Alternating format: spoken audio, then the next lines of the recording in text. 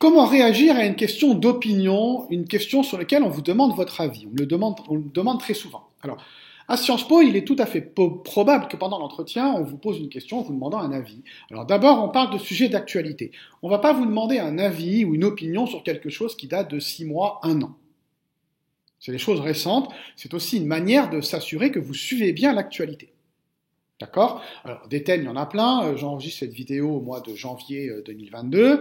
Un candidat encore a ressorti, bon, c'est un peu la tarte à la crème des élections, faut-il dépénaliser le cannabis en France? Pensez-vous que, comme l'Union européenne, que le nucléaire est une énergie verte? Ou alors, faut-il démanteler les centrales nucléaires?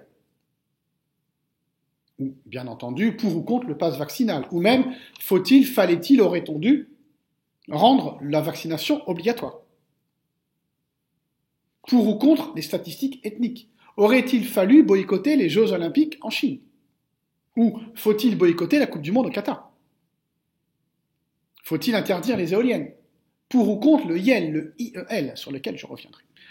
Ce sont toujours des questions très sensibles. Pour ou contre, ou plutôt peut-on accueillir tous les migrants? Doit-on imposer un système de quotas pour les migrations?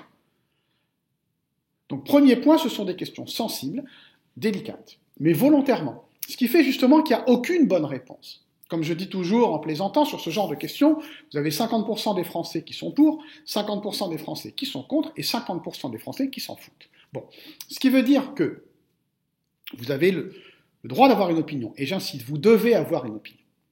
Moi, je répète et j'insiste parce que des fois, on entend le contraire dans des prépas ou des profs ou simplement des gens qui pensent bien faire en vous disant « Oh là là, surtout ne donne pas ton opinion ». Non.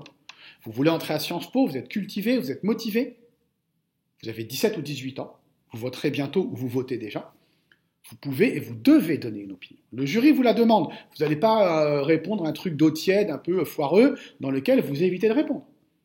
Ça, c'est un premier point. Déjà, si vous savez de quoi on parle, tout à l'heure je parlais du IEL, le IEL, qui est ce fameux pronom personnel qui a été introduit, si vous le dites, ce pronom personnel a été introduit par le dictionnaire Le Robert, c'est pour ça qu'on en a entendu parler, parce que les lexicographes ont jugé qu'il fallait le mettre dans le vocabulaire maintenant usuel, bah déjà le jury est satisfait, vous savez de quoi on parle. C'est un premier point. Et donc, deuxièmement, rassurez-vous, en aucun cas le jury va évaluer votre opinion, ils ne vont pas se mettre d'accord tous les deux le matin pour dire « Ah bah nous, si on a un candidat qui veut interdire les éoliennes, on ne le prend pas à Sciences Po ». Ils ont quand même assez de recul, c'est les profs de Sciences Po, sur des sujets de ce type, délicats, ils ont assez de recul pour pas vous évaluer selon ce que vous pensez. Alors attention, il y a des choses qui ne sont pas des opinions, mais des délits. L'antisémitisme, le racisme, l'homophobie, le sexisme, un certain nombre de discriminations. Si vous commencez à exagérer et à aller trop loin, évidemment, vous prenez des risques. Mais vous pouvez tout à fait dire « je suis pour l'écriture inclusive »,« je suis contre l'écriture inclusive ». Je pense que pendant 2 ans, 3 ans, 10 ans, il faudrait arrêter l'immigration. Je pense à l'inverse que non, c'est une chance pour la France, il faut ouvrir les vannes.